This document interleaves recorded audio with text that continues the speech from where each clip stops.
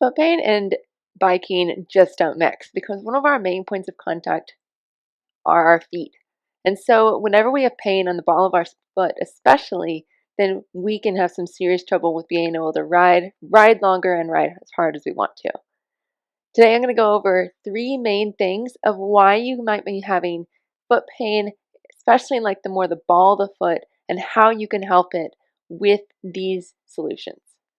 So first off, the ball of the foot is one of our main points of contact with the ground. It's where we get two major areas of weight. One area of weight is on our big toe area.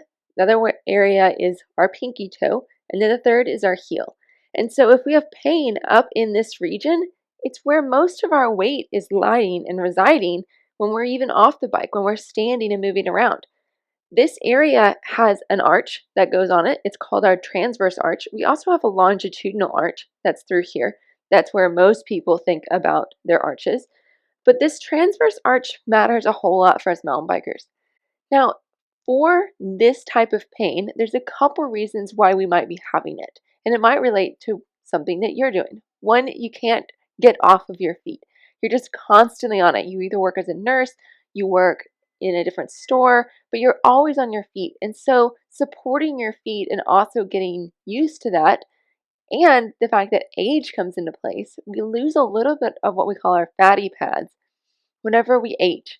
And so as you get older, your cushioning system for this area actually decreases. One of the other things is what type of shoes you're wearing whenever you just can't get off your feet. Are you wearing shoes that allow your foot to splay? Are you allowing your foot to actually expand across the ball of your foot? Or are you wearing shoes that actually raise your heel, put a little bit more pressure on the ball of your foot?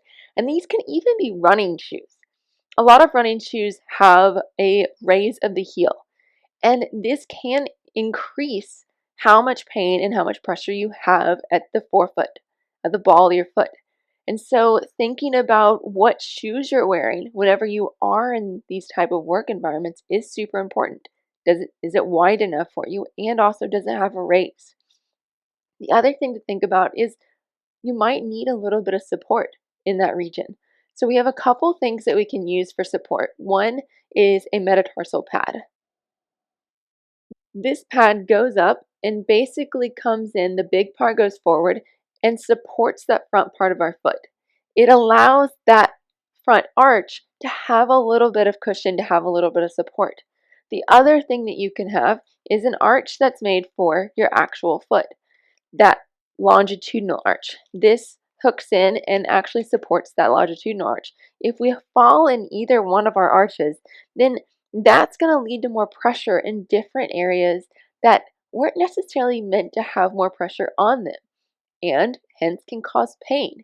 It can cause pain because they're not meant to hold that load. With mountain biking shoes, I'm going to show you with my flats, we hold a lot of our load through the ball of our foot. When we're thinking about where it connects into the pedal, a lot of people think that we should have our spindle right there at the ball of our foot.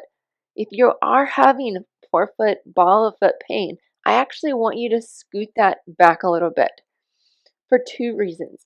One is that you decrease how much load is actually on the ball of the foot. You kind of move it more towards the middle of the foot, which whenever we're having pain in certain areas, one of the first steps is to decrease load of it.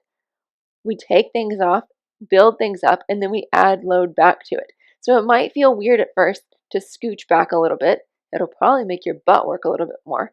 You can check out my video I have on why foot placement matters for your mountain biking.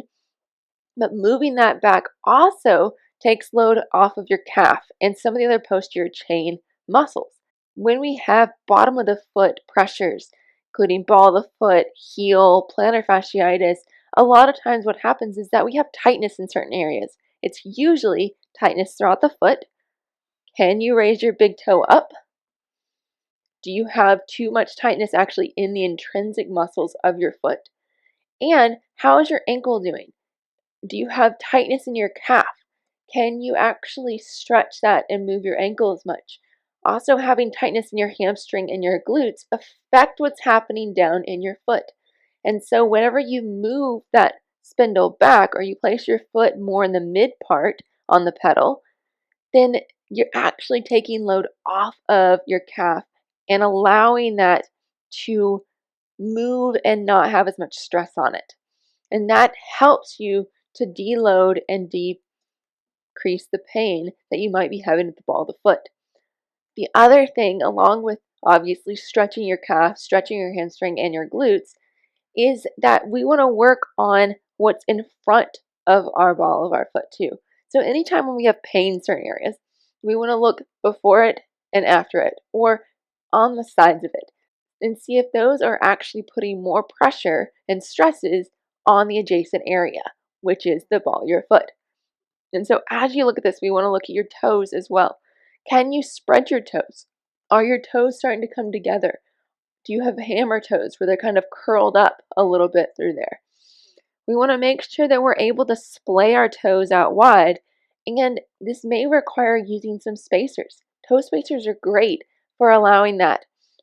You can also start to use some toe spacers actually in your footwear for like maybe an hour, or even just going barefoot around the house wearing those toe spreaders. Working also on the ability for your foot to splay. Can you change and actually work on spreading those toes and coming back in, and spreading those toes and coming back in? Working on those spreading and that control and your actual foot muscles plays a huge role in the dynamics of your fatty pads. If you don't have as much fatty pads since you are a little bit older, one thing that you do need to do is you need to work on your muscle strength. We don't just lose muscle strength in the rest of our body as we age, we also lose it in our foot.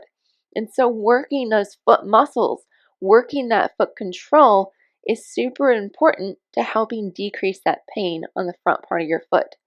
Now, some of y'all may be watching this and you have nerve pain that's shooting up there. It's nicknamed a Morton's neuroma, but it can also just be that you're pinching your nerves that go in between the digits and the joints of your foot. That's even more so important for you to use some type of pad, some type of offload system for that digit to open it up and allow that nerve passageway through there.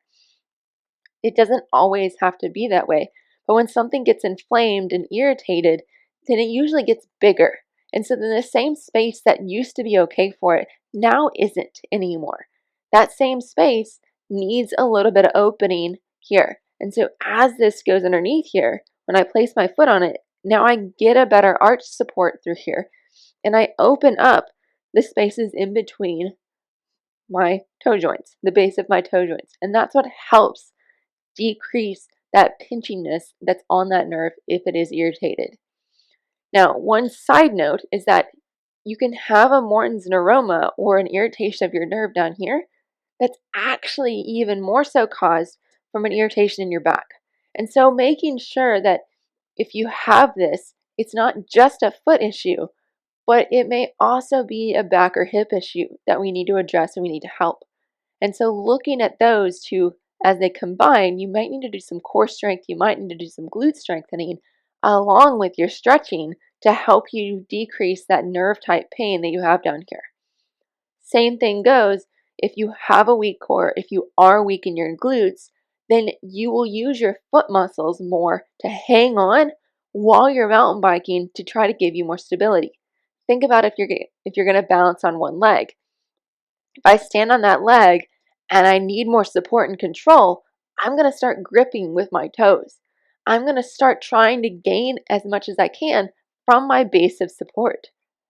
Same thing goes for mountain biking. If you're going on that downhill and you are feeling a little bit more out of control, you're going to grip with your toe muscles, and that's going to put more stress and more pressure and can cause more of that pain in the ball of your foot because it's being used more than it would actually need. And so sometimes we need that core strength, we need that glute strength. Check out a couple of my other videos that are focusing on core and glute strength to give you some ideas of what to do. But it's so important for us to feel and use our entire body, even though we may have just a foot issue going on. I hope this was helpful. Hit subscribe if it was. And if you have any comments or questions about foot issues, ball of the foot pain, heel pain, other things going on, let me know and I'll try to make some videos on it. Bye, y'all.